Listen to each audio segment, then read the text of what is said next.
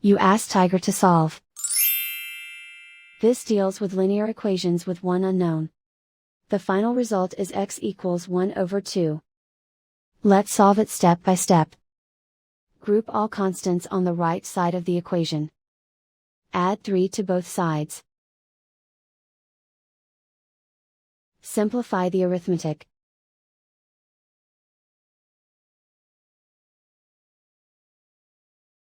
Isolate the x.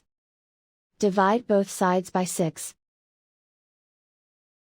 Simplify the fraction. Find the greatest common factor of the numerator and denominator.